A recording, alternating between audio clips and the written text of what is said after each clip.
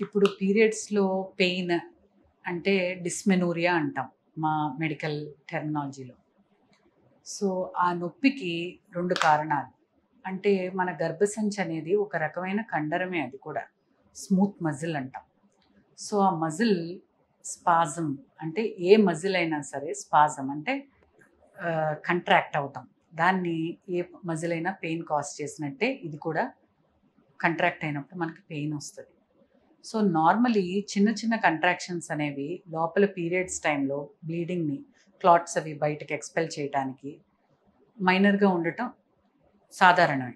చిన్న చిన్న కొంచెం భరించే విధంగా ఉంటాం. అది రాను రాను విత్ ఏజ్ అనేది చాలా మందికి తగ్గిపోతది. బట్ మనం ఎప్పుడు దాన్ని అడ్రెస్ చేయాలి?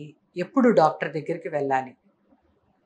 విపరీతమైన నొప్పి అంటే టాబ్లెట్స్ తీసుకోవాల్సిన అవసరం కానీ, స్కూల్‌కి పాప ఎళ్ళలేకపోతుంది, లేతే కాలేజ్‌కి కానీ, లేదా యాబ్స్టినెన్స్ ఫ్రమ్ వర్క్ అంటాం. అంటే మన నిత్యకృత్యాలు రోజు చేసుకోలేకపోతున్నాం పీరియడ్స్ ఓకే. టైంలో. అంటే అదొక మహా పెద్ద విషయం. ఏదో హ్మ్. వచ్చిపోయినట్టు కాకుండా నిన్ను బాదర్ చేస్తున్నట్టు ఉన్నప్పుడు ఖచ్చితంగా